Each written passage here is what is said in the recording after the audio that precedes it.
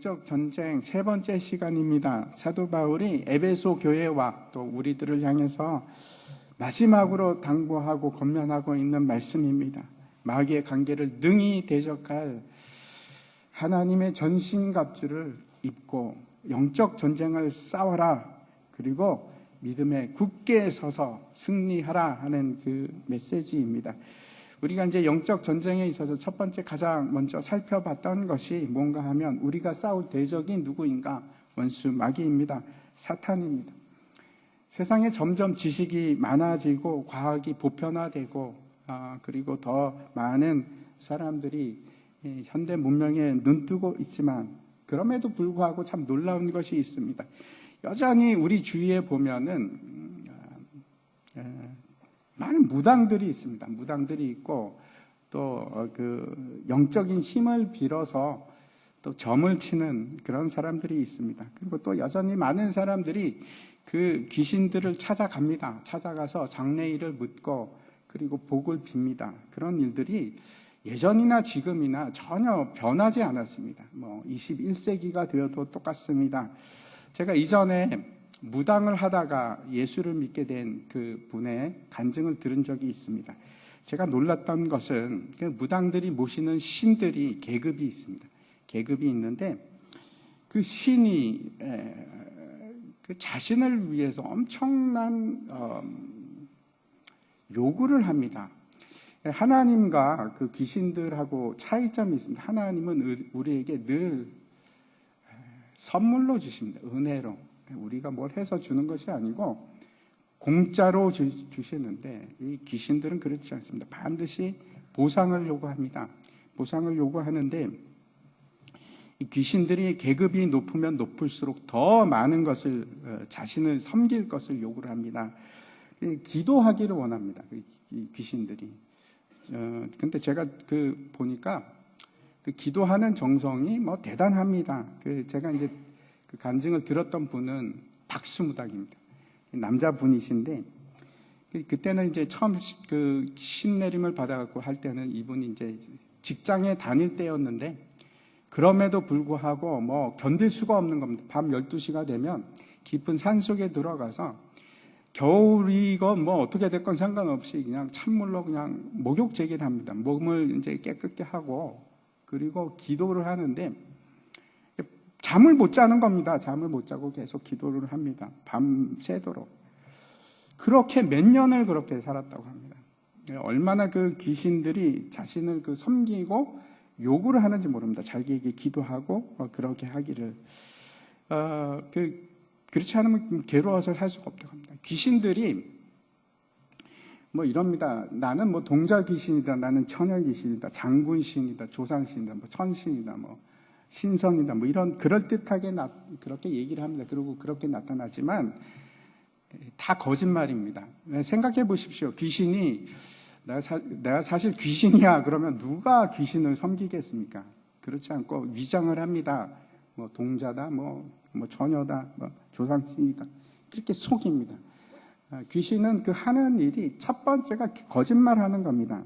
나는 귀신이다. 이런 귀신은 없습니다. 나는 사람의 영이다, 영혼이다, 이렇게 이제 거짓말을 합니다. 근데 딱 거짓입니다. 다 이 귀신들입니다. 이 귀신들이 하는 것을 제가 다시 한번 말씀드립니다. 귀신들은 사람들에게 복을 주거나 어떤 유익을 주고자 하는 것이 아니고 거짓말하고 파괴하고 결국은 그 영혼이 멸망케 하는데 그 목적이 있습니다. 다르지 않습니다. 항상 그렇습니다. 여러분 혹시 그러지 않으시죠? 귀신 찾아가서. 왜 그러냐면 제가 들었는데 무당집에 크리스찬들도 많이 온다는 얘기를 제가 듣고 놀랐습니다. 그러면 안 됩니다.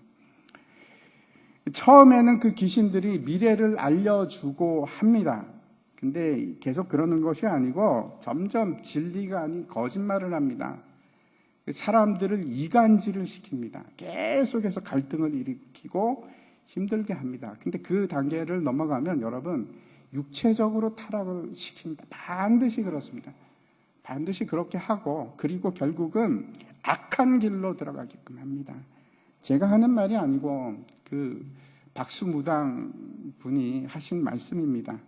그 목적이 뭔가, 귀신의 목적이 뭡니까? 우리 너무나 잘 알고 있지 않습니까? 귀신이 원하는 것은 자신에게 속한 노예가 되어서 자기 종이 되는 겁니다.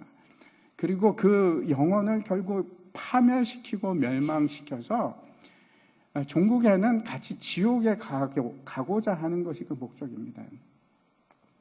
온 우주에 다른 신은 없습니다. 하나님 외에는 신이 없습니다. 하나님만이 유일하신 신이시고 하나님만이 유일하신 참 하나님이십니다. 나머지 이 땅에서 돌아다니는 것들은 다 귀신들입니다. 다 귀신입니다. 어떤 모양이든 섬김을 받으려 하는 것들이 있습니다. 알아채십시오.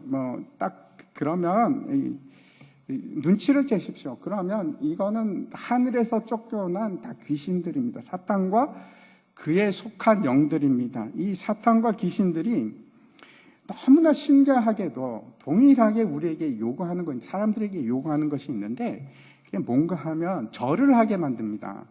예외가 없습니다. 절을 하게끔 합니다. 불교도 그렇고 힌두교도 그렇고 무슬림들도 그렇습니다. 회교도 그렇습니다. 무슬림들은 하루에 5번씩 메카를 향해서 절을 합니다. 그렇게 만듭니다. 귀신이 하는 일입니다. 반드시 절을 시킵니다. 유교도 마찬가지입니다. 조상신이라고 거짓말을 해서 그 앞에서 절을 하게끔 합니다. 그걸 누가 받을까요? 가톨릭에서도 성상 앞에 기도를 하고 고개 숙이고 그렇게 경배를 합니다. 가톨릭에서는 그거 숭배 아니다라고 말하지만 아닙니다. 그거 숭배 맞습니다. 성상 숭배입니다. 그것도 다 거짓입니다. 사탄의 간계입니다. 제가 말씀드리는 것은 요한계시록에도 보면은 짐승이 권세를 받아서 또 다른 그 앞에 있는 짐승에게 그렇죠. 뭘 시킵니까? 엎드려 경배하게끔 합니다. 사탄이 늘 하는 것입니다. 옛날부터 지금까지 변하지 않고 하는 것이 그겁니다. 예수님에게 찾아왔을 때도 그렇습니다. 예수님을 광야에서 시험할 때 사탄이 뭐라고 합니까? 온 천하 만물을 너에게 줄 테니까 나에게 엎드려 경배하라. 그렇게 요구를 합니다. 속지 마십시오. 반드시 기억하십시오. 우리가 존경하는 사람에게 머리를 숙여서 절을 할 수 있습니다. 그거 괜찮습니다. 하지만 하나님이 아닌 어떠한 것도 여러분 경배의 대상이 아닙니다. 절하지 마십시오. 머리 숙이지 마십시오. 그걸 요구하는 것들은, 경배를 요구하는 것은 반드시 그 배우가 사탄입니다. 귀신입니다. 이 말씀 잊지 마십시오. 왜 그런가 하면 앞으로 언제가 될지 모르지만 반드시 우리에게 그 요구하는 세력이 나타날 겁니다. 절하시면 안 됩니다. 경배하시면 안 됩니다. 두 번째 지난 시간이죠. 우리가 알아봤던 것이 10절부터 13절 사이에 있는 영적 전쟁을 하기 위해서 우리에게 무엇이 필요한가? 첫 번째 여러분 기억나십니까? 영적인 힘. 하나님의 능력, 하나님의 힘이 필요합니다. 우리 혼자서 절대로 싸워서 될 싸움이 아닙니다. 하나님의 힘과 능력을 입지 않고는 우리가 싸워서 승리할 수 없습니다. 영적인 힘, 하나님의 파워, 능력이 우리에게 반드시 필요합니다. 두 번째 필요한 것이 있습니다. 그게 뭔가 하면 하나님의 전신갑주. 그걸 입으셔야 됩니다. 무장을 하셔야 됩니다. 그리고 세 번째 우리에게 필요한 건 여러분 기억나십니까? 영적인 안목. 우리의 씨름은 혈과 육이 아니요. 공중 권세 잡은 자들, 악한 영에 속한 세력과 싸우는 그 싸움입니다. 그래서 싸움을 하실 때 반드시 기억하십시오. 여러분 주위에 있는 사람들하고 싸우는 것이 아니라 그 배우가 있습니다. 그 배우랑 우리는 싸우는 겁니다. 영적인 실체들과 싸우는 일입니다. 지난주에도 여러분 영적인 싸움 하셨지요? 저도 많이 했습니다. 혹시 못 느끼셨습니까? 깨달으십시오. 우리의 싸움은 혈과 육이 아니고 영적인 싸움입니다. 오늘부터는 이제 몇 번에 걸쳐서 14절부터 시작해서 18절까지 나오는 7가지 영적 무장에 대해서 우리 하나하나 이제 살펴보려고 합니다. 성경의 다른 곳에서도 이 영적 무장에 대해서 언급을 합니다. 예를 들어서 베드로 전서 또는 데살로니가 전서 같은 곳에 나오는데 아주 간략하게 언급이 됩니다. 하지만 이 오늘 우리가 보는 에베소서 6장 14절부터 18절에 있는 말씀은 굉장히 자세하게 영적인 무장에 대해서 그 순서에 대해서도 언급을 합니다. 사도 바울이 이제 로마에 갇혀 있을 때 오랫동안 그 지하 감옥에 갇혀 있었습니다. 이제 차고를 찰 때도 있고 누가 지켰는가 하면 그 앞에서 로마 군인들이 항상 지키고 있었습니다. 때로는 로마 군인과 함께 그 차고를 같이 찰 때도 있었고 아주 친근합니다. 로마 군인의 무장에 대해서 아주 사도 바울은 잘 알고 있습니다. 한번 그림을 보여주십시오. 그 무장이 어떤 건가 하면 첫 번째 진리의 허리띠가 제일 처음 나옵니다. 진리의 허리띠를 띠고 두 번째 의의 흉배를 입고 세 번째는 평안의 복음의 신을 신어야만 됩니다. 그리고 이제 네 번째는 믿음의 방패를 꽉 잡고 그다음에 구원의 투구를 쓰고 성령의 검으로 대적들과 싸우는 일을 하는 겁니다. 이 6개입니다. 그렇죠? 6개인데 이 6개로 끝나는 것이 아니고 사실은 하나가 더 있습니다. 7번째 무장이 있습니다. 그것이 뭔가 하면 우리가 함께 보겠는데 18절에 나옵니다. 6장 18절 말씀 한번 같이 보도록 하겠습니다. 같이 읽겠습니다. 모든 기도와 간구를 하되 항상 성령 안에서 기도하고 이를 위하여 깨어 구하기를 항상 힘쓰며 여러 성도를 위하여 구하라. 물론 이 말씀은 이 구절은 그 전신갑주에 해당하는 것은 아닙니다. 포함되는 것은 아니지만 이 구절은 분명히 오늘 14절에 서서라는 것과 연결이 됩니다. 그런즉 서서 진리의 허리띠를 띠고 할 때 그 서서와 연결이 됩니다. 그래서 하나님의 전신갑주는 그 마지막 명령이 무엇으로 끝나는가 하면 성령 안에서 기도하는 걸로 그렇게 마무리가 됩니다. 이 성령 안에서 기도하는 것은 모든 우리의 무장을 완전하게 만드는 역할을 합니다. 정말 중요합니다. 성령 안에서 무시로 기도하는 것. 그 일을 하셔야 됩니다. 이것이 7번째 우리의 영적 무장입니다. 성령 안에서 기도하는 것.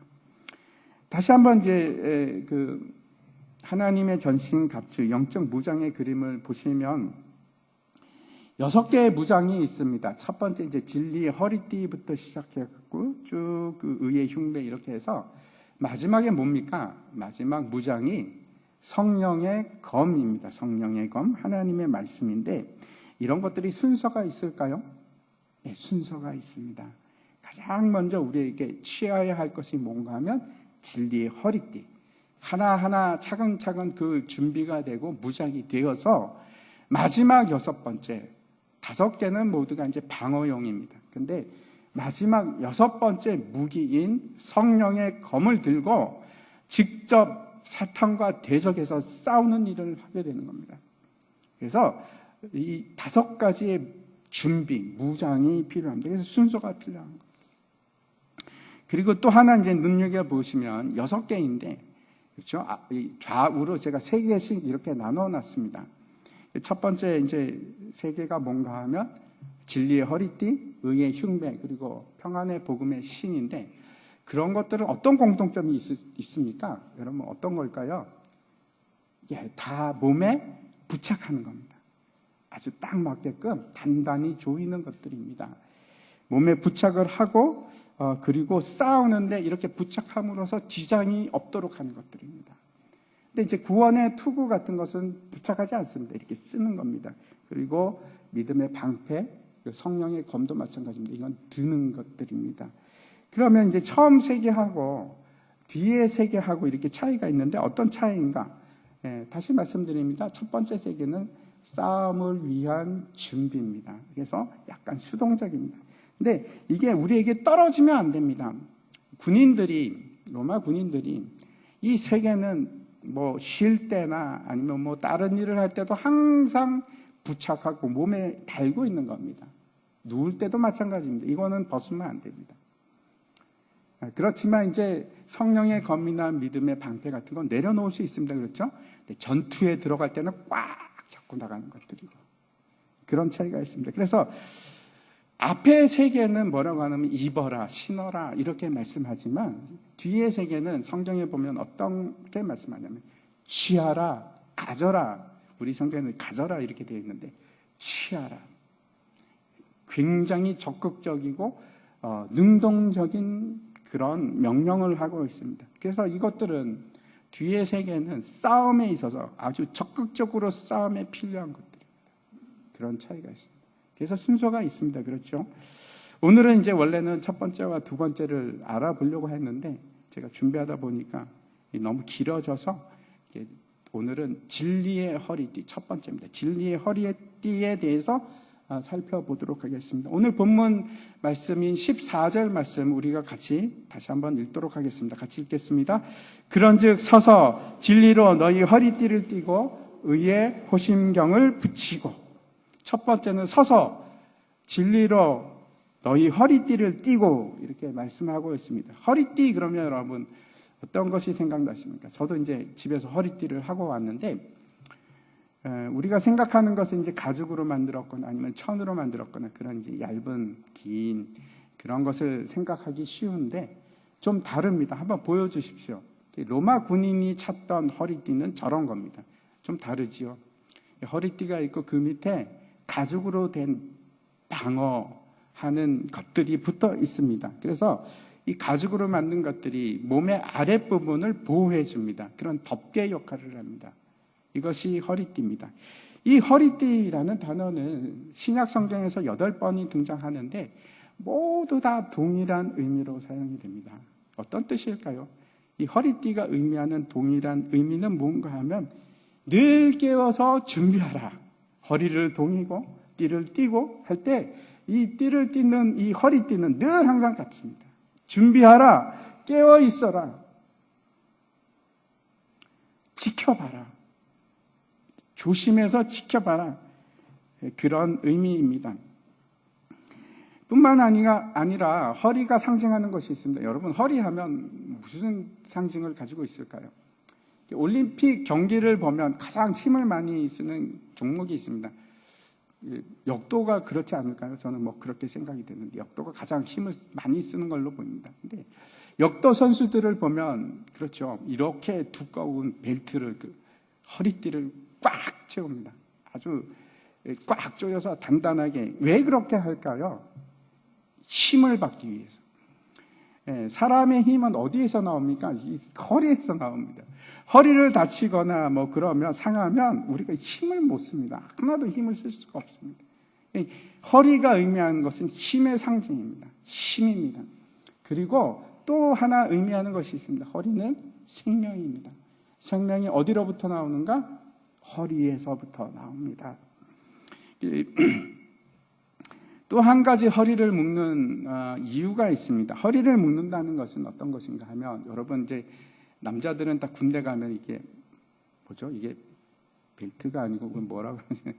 그걸 묶지 않습니까? 그걸 묶는데 그렇게 하기 위해서 이제 옷을 딱 정리를 합니다. 이렇게 각을 잡아서 딱 정리를 해서 이거 뭐라 그러죠? 벨트를 군인들이 차는 예? 예? 요대인가요? 요대인가? 하여튼 요대 아닌가? 하여튼 그걸 차지 않습니까? 그렇게 함으로써 어떻게 하냐면 위와 아래가 연결이 됩니다. 그리고 딱 고정을 시켜줍니다. 인터그레이션을 하는 겁니다. 연결을 시켜줍니다. 그래서 허리띠를 띈다는 것은 몸에 있는 모든 것들이 연결되는 그러한 의미를 가질 뿐만 아니고 그래서 그 모든 것이 고정이 됨으로 나에게 뭘 주는가? 자유함을 줍니다. 싸울 수 있습니다. 허리띠가 없으면 옷이 뭐 헐렁헐렁하고 뭐 이렇게 너플너플하고 부자유스럽습니다. 허리띠를 띠므로써 준비가 되고 내가 두 손을 자유롭게 움직일 수 있는 그런 자유함을 줍니다. 뿐만 아니고 저 허리띠는 그 로마 군인들이 칼을 꼽는 칼집 역할을 합니다. 그것도 마찬가지입니다. 연결을 시켜줍니다. 사도 베드로전서 1장에서 이렇게 말씀을 합니다. 한번 보겠습니다. 그러므로 너희 마음의 허리를 동이고 근신하여 예수 그리스도께서 나타나실 때에 너희에게 가져다 주실 은혜를 온전히 바랄지어다. 이렇게 말씀합니다. 여기서 마음의 허리를 동이고 근신하여 이렇게 얘기하는데, 근신하다 하는 것이 무슨 뜻일까요? 근신하는 것은 깨워서 준비하면서 지켜보라. 자세히 깨워서 준비하는 것을 얘기합니다.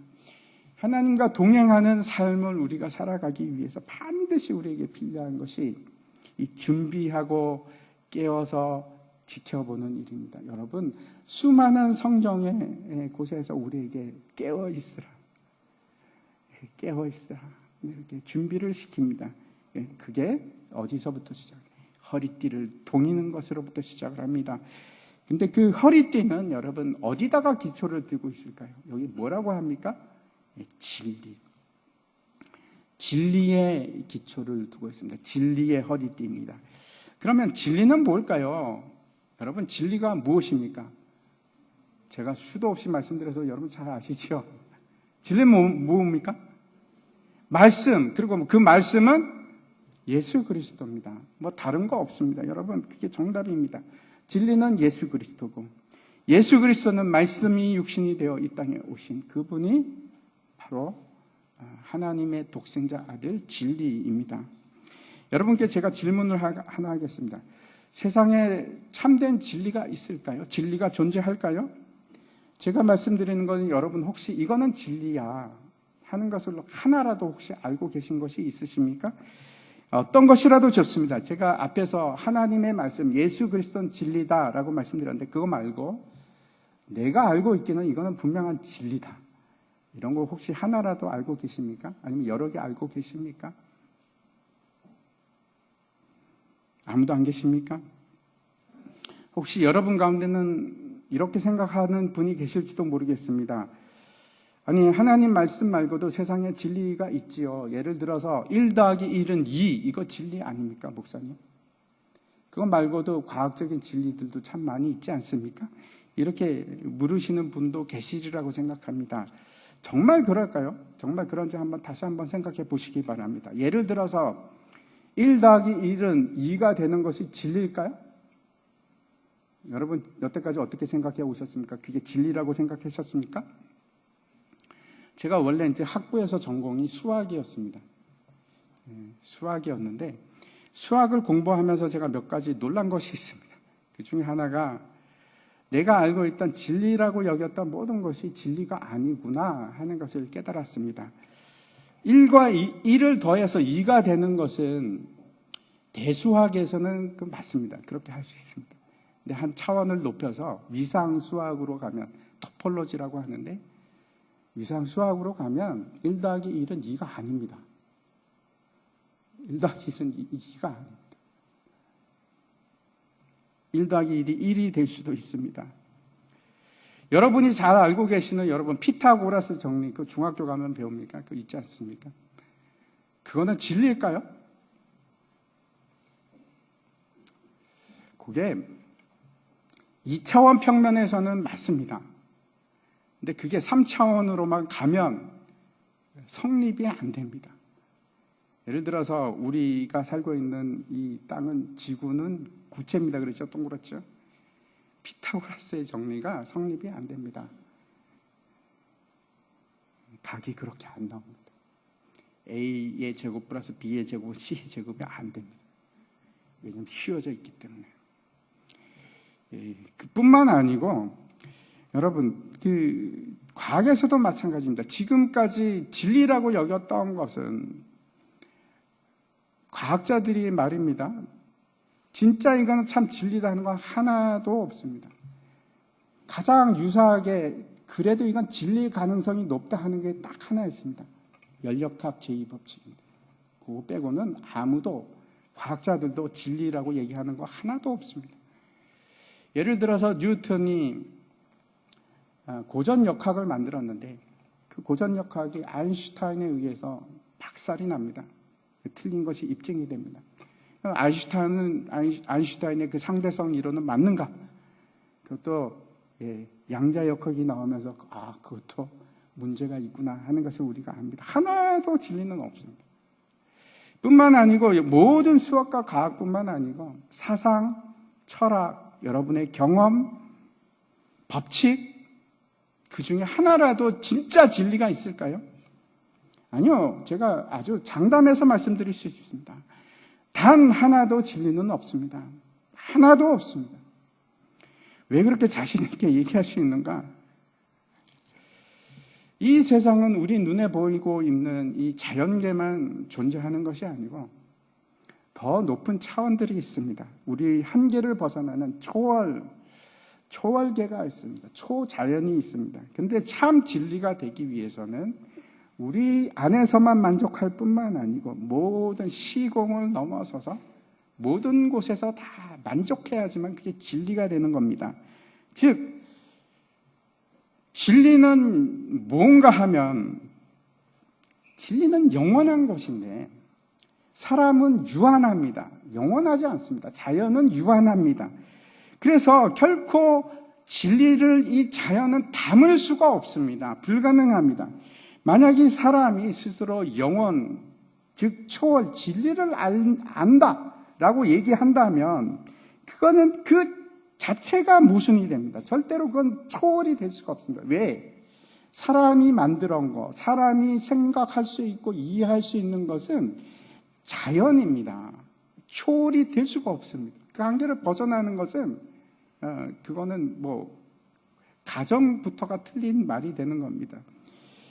절대로 초월이 될 수가 없고 영원함이 아닙니다. 왜? 사람은 영원하지 않기 때문에 그렇습니다. 무슨 말인지 이해하시기 바랍니다. 다시 간단하게 말씀드려서 사람은 유한하고 초월에 속하지 않습니다. 하지만 진리는 영원한 것이고 진리는 영원한 초월에 속한 것이기 때문에 결코 사람이 스스로 알아낼 수 없습니다. 결코 경험적으로 나타나지 않습니다. 그러면 우리는 결코 진리를 알 수 없습니까? 우리는 진리를 접할 수 없습니까? 초월에 대해서 알 수 없습니까? 아닙니다. 유일한 방법이 있습니다. 어떻게 됩니까? 초월자 대신 하나님께서 우리에게 주실 때 초월로부터 계시가 올 때 그것은 진리가 되는 겁니다. 초월로 오는 것은 영원함이기 때문에 그건 진리입니다. 다시 말씀드려서 초월이신 하나님께서 우리에게 주신 것만이 진리입니다. 사람이 아무리 만들어내고 무슨 법경을 썼건 뭘 썼건 철학책을 썼건 그거는 늘 진리가 아닙니다. 될 수가 없습니다. 논리적으로 그렇습니다. 유일한 진리는 하나님으로부터 온 것, 그것이 유일한 진리입니다. 디모데 후서 말씀인데 같이 한번 읽겠습니다. 시작. 모든 성경은 하나님의 감동으로 된 것으로 교훈과 책망과 바르게 함과 의로 교육하기에 유익하니 세상의 모든 지식과 지혜, 철학, 사상, 법칙 같은 것은 사람의 머리에서 나오거나 자연의 경험으로부터 나온 것들입니다. 그래서 이 세상에서 보면 마치 진리인 것처럼 그래 다 맞잖아. 자연에서 맞아떨어져 나가잖아. 그렇게 진리인 것처럼 볼 수 있습니다. 하지만 영원의 관점에서 보면은 절대 진리가 될 수가 없습니다. 유일한 진리는 하나님의 감동, 하나님의 계시로만 가능합니다. 우리가 알 수 있습니다. 그게 뭘까요? 성경입니다. 성경. 다시 말씀드립니다.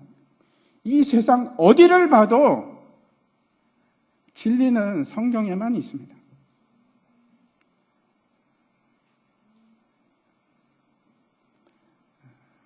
그 외에는 진리가 아닙니다. 어떠한 것도 그렇습니다. 유일한 진리는 하나님의 감동, 하나님의 계시로부터 온 성경이 진리입니다. 그리고 그 성경, 그것이 뭡니까? 하나님의 말씀. 그리고 그 하나님의 말씀이 바로 예수 그리스도입니다. 그래서 예수님은 우리의 진리입니다. 요한일서 1장 말씀인데 이렇게 되어 있습니다. 말씀이 육신이 되어 우리 가운데 거하심에 우리가 그의 영광을 보니 아버지의 독생자의 영광이요 은혜와 진리가 충만하더라. 말씀이 육신이 되어 오신 예수 그리스도가 진리가 충만하신 분이십니다. 은혜가 충만하고 진리가 충만하십니다. 제가 다시 한번 말씀드립니다. 세상의 진리는 단 한 가지. 이거 흔들리시면 안 됩니다. 세상의 진리는 단 한 가지. 하나님의 말씀, 예수 그리스도밖에 없습니다. 그 외에 진리라고 주장하는 모든 건 다 거짓말입니다. 모든 것은 다 가짜입니다. 예수님께서 이렇게 말씀하십니다. 요한복음입니다. 14장 6절인데 예수께서 이르시되 내가 곧 길이요 진리요 생명이니 나로 말미암지 않고는 아버지께로 올 자가 없느니라. 아멘이십니까? 참 진리는 무엇인가? 예수님께서 뭐라고 하냐면 길이요 진리요 생명이니. 그 다 동급입니다. 같은 겁니다. 길이 뭔가? 길이 바로 진리입니다. 그리고 그 진리가 뭔가? 진리는 생명입니다. 영원한 생명. 다른 게 아닙니다. 영원한 생명이 누굽니까? 예수 그리스도.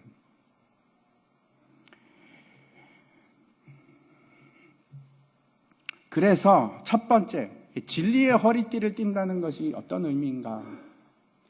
진리의 허리띠를 띈다는 것은 진리를 아는 것을 말합니다.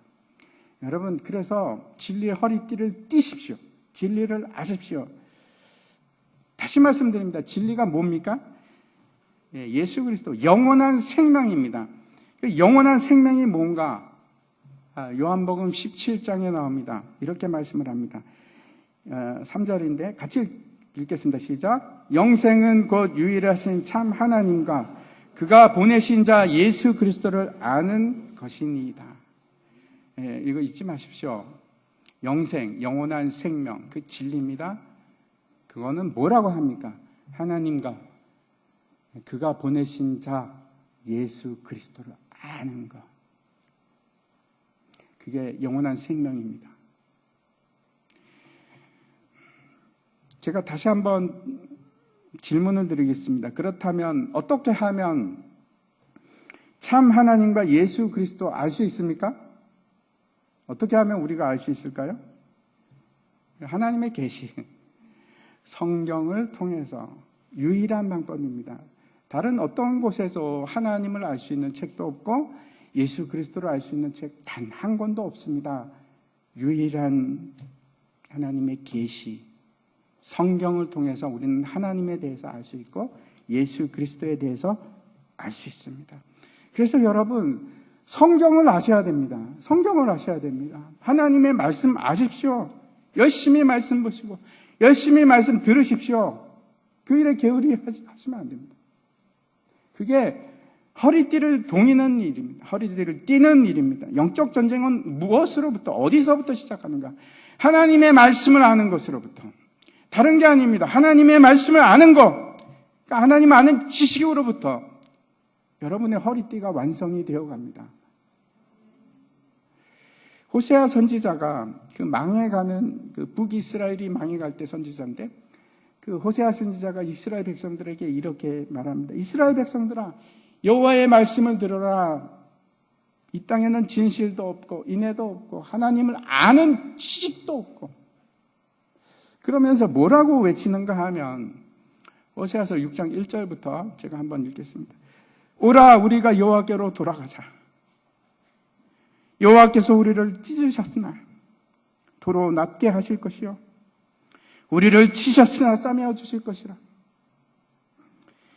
여호와께서 이틀 후에 우리를 살리시며 셋째 날에 우리를 일으키시리니. 이거는 속히 하시겠다는 겁니다. 돌아오자마자 하나님께서 속히 그렇게 하시겠다는 겁니다. 돌아오기만 하면 이틀 후에 너희를 살릴 것이고 셋째 날에 너희를 일으키리라. 우리가 그의 앞에서 살리라. 그러므로 우리가 여호와를 알자. 힘써 여호와를 알자. 그의 나타나심은 새벽 빛같이 어김이 없나니 비와 같이 땅을 적시는 늦은 비와 같이 우리에게 임하시리가 하니라. 여호와를 알자. 힘써 여호와를 알자.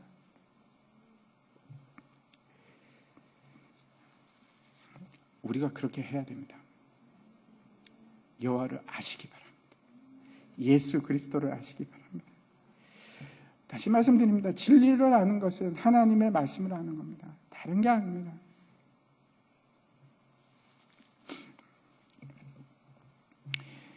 이제 진리를 알아감으로 여러분의 안전벨트, 허리띠, 가장 중심이 되는 그 진리의 허리띠를 차시기 바랍니다. 시대가 악합니다. 계속해서 우리를 미혹하고 유혹하고 그런 자들이 나타날 겁니다. 사람들이 성경을 그래도 조금만 안다면, 제대로 알았다면 신천지 이만희 같은 사람들에게 속지 않았을 겁니다. 참 답답한 일입니다. 보혜사 성령 하나님이 어떻게 사람이 될 수 있습니까? 말도 안 되는 일입니다. 성경을 보면 알 텐데, 그 아주 단순한 사실조차 모르는 겁니다. 보혜사가 영이라는 것을, 그 단순한 것도 모르는. 그래도 신천지 이단 같은 건 조금만 분별력이 있으면 우리가 금방 알 수 있습니다. 더 무서운 것이 있는데 그건 우리 가운데 있는 가짜 교리, 가짜 선생들입니다. 에베소서 4장 14절 말씀 보면 이렇게 되어 있습니다. 이는 우리가 이제부터 어린아이가 되지 아니하여 사람의 속임수와 간사한 유혹에 빠져 온갖 교훈의 풍조에 밀려 요동하지 않게 하려 함이라. 사람들이 이제 가짜 진리, 속임수, 유혹에 넘어가는데 그렇게 넘어가지 않기 위한 가장 확실하고 가장 분명하고 또 유일합니다. 그 방법이 뭔가 하나님의 말씀을 아는 것입니다. 여러분 성경 읽으시죠? 성경 읽으십시오. 진리의 허리띠를 차십시오. 일주일에 한 번 교회 올 때만 들고 오시면 안 됩니다. 매일 보는 겁니다. 성경 말씀 귀하게 여기십시오. 그래야지 요동하지 않고 굳게 설 수 있습니다. 힘써 하십시오. 힘써 하나님을 아십시오. 두 번째, 진리의 허리띠를 띈다는 것이 무엇을 말하는지 다시 한번 14절 말씀을 보면 그런즉 서서 진리로 너희 허리띠를 띠고 이렇게 되어 있습니다. 진리의 허리띠를 띈다는 것은 어떤 것인가? 두 번째입니다. 진리에 서는 것을 말합니다. 진리 위에 서는 것입니다. 어떻게 하면 우리가 진리 위에 설 수 있을까요? 어떻게 하는 것이 진리 위에 서는 겁니까?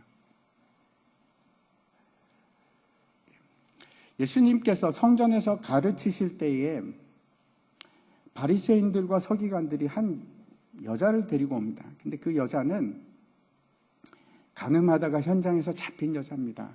그리고 데리고 와서 예수님 앞에 탁 이렇게 내 팽개를 치면서 이렇게 묻습니다. 예수님께. 모세의 율법에서는 간음한 여자는 돌로 치라 했습니다. 당신은 어떻게 하시겠습니까?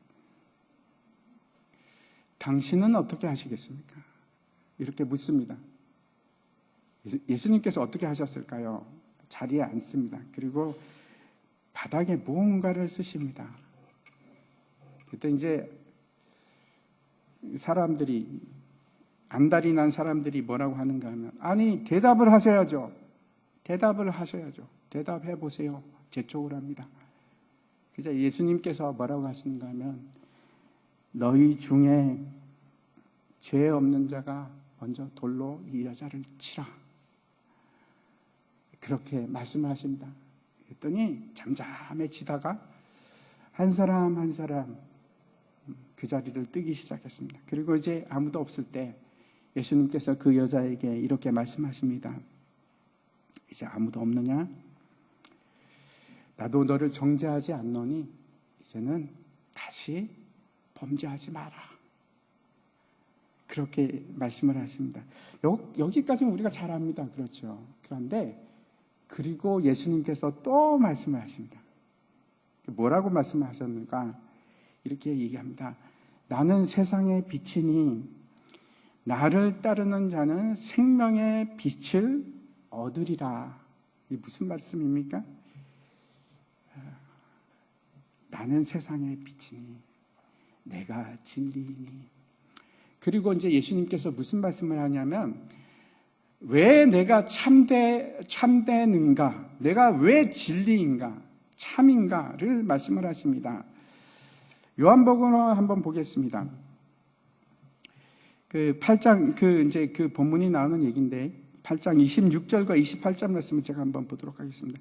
내가 너에게 대하여 말하고 판단할 것이 많으나 나를 보내신 이가 참되심에 내가 그에게 들은 그것을 세상에 말하노라 하시되, 그렇게 말씀하시고 또 말씀하시기를 28절에 이에 예수께서 이르시되 너희는 인자를 든 후에 내가 그인 줄 알고 또 내가 스스로 아무것도 하지 아니하고 오직 아버지께서 가르치신 대로 이런 것을 말하는 줄도 알리라. 두 가지를 말씀하십니다. 두 가지. 첫 번째, 예수님께서 참되신 이유를 말씀하시는데 왜 예수님 자신이 참되다고 말씀하십니까? 26절에서 내가 참된 이유는 참되신 하나님께서 나를 보내셨기 때문이다. 하나님께서 나를 보내셨기 때문이다 라고 말씀을 하십니다. 이게 첫 번째입니다. 왜 예수님이 진리인가? 참되신 하나님이 보내신 이시기 때문에 예수님 자신도 참되다라고 말씀을 하시는 거고, 두 번째 28절에서는 이렇게 얘기합니다. 예수님께서 왜 참되시는가? 그 이유가 뭡니까? 예수님께서 임의로 스스로 행하는 것이 아니고 모든 것을 누구를 통해서 하십니까? 아버지께서 행하라고 하신 것을 행하시고 아버지께서 말씀하시라는 것을 말씀하시고 아버지께 순종했기 때문에 그렇습니다. 참되신 하나님께서 말씀하신 것을 행하셨기 때문에 그렇습니다. 그것이 예수님께서 말씀하신 예수님이 진리가 되신 이유입니다. 예수님께서 참되신 이유는 제가 간단하게 말씀드리겠습니다. 하나님의 말씀에 순종했기 때문에. 그러면서 결론으로 예수님께서 너무나 유명한 말씀을 하십니다. 8장 31절, 32절 말씀이죠. 이거 같이 한번 읽겠습니다. 같이 읽겠습니다. 그러므로 예수께서 자기를 믿는 유대인에게 이르시되 너희가 내 말에 거하면 참으로 내 제자가 되고 진리를 알지니 진리가 너희를 자유롭게 하리라. 예수님께서 하나님의 말씀에 거하셨기 때문에 그 뜻대로 순종했기 때문에 진리가 되신 것처럼 뭐라고 얘기하시는가 하면 우리 역시 그의 말씀 안에 거하면 진리를 알게 될 것이고 그 진리가 너희를 자유롭게 할 것이다. 그렇게 말씀을 하십니다. 다시 돌아가서 가늠한 그 여자에 대해서 한번 생각해 보시기 바랍니다. 진리라는 것이 뭔가요? 진리는 그 여자가 간음을 하고 죄를 범하고 율법을 어겼고 그래서 죽여야 한다 라고 판단하는 것이 그게 진리가 아닙니다. 우리의 사고는 늘 거기에 머물러 있습니다. 내가 옳고 당신이 틀렸지. 우리의 기준은 이거야. 나의 기준은 옳고 그름. 그것이 나에게 진리가 되고 비진리라고 생각을 합니다.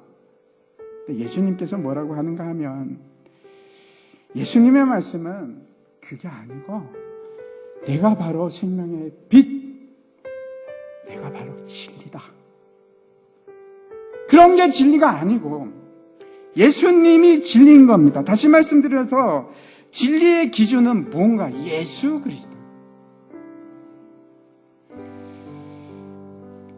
우리가 죄인이건 우리가 죄인이 않건 그런 것이 그게 기준이 아닙니다. 그게 기준이 아닙니다. 그게 아니라 내가 예수 그리스도를 따르는 자인가? 예수를 따르지 않는 자인가? 그게 그게 진리인가 비진리인가?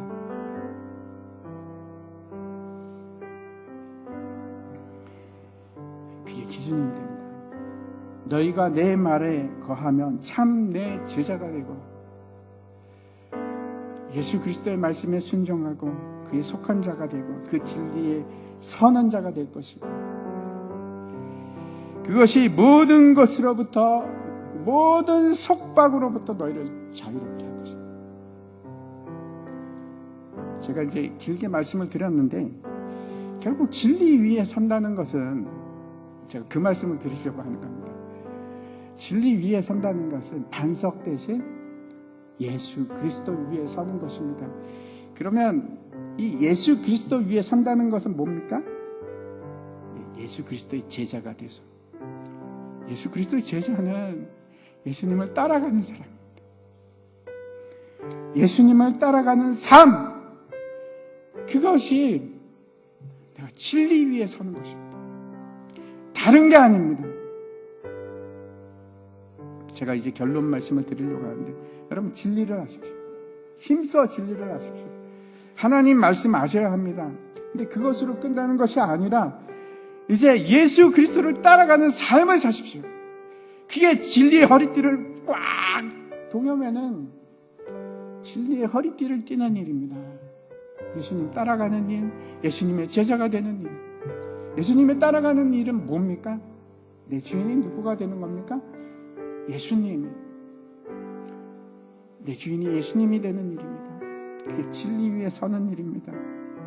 세상을 향해서 달려가는 내 삶이 아니라 이젠 다릅니다. 목표와 방향이 완전히 바뀌어서 세상을 쫓아서 살아왔는데 제 친구가 그런 말을 합니다. 정민아, 내가 지금까지 뒤도 안 들어보고 달려왔다. 뭘 위해? 뭘 위해서? 그거 아닙니다. 그거 아니고 우리가 바라보고 달려갈 것은 예수 그리스도. 예수 그리스도 닮아가십시오. 예수 그리스도 제자 되십시오. 그 길 따라가십시오. 십자가의 길 따라가십시오. 겸손의 길 따라가십시오. 자, 천국까지 따라가는 겁니다. 그 일에 대해서 여러분 두려워하지 마십시오. 절대로 두려워하지 마십시오. 그게 진리가 맞습니다. 그게 진리입니다. 예수님께서 나는 길이요 진리요 생명이니 그 길로 가십시오. 그 길, 다른 길이 아니고 그 길로 가십시오. 그 길이 옳은 길입니다. 다 함께 일어나셔서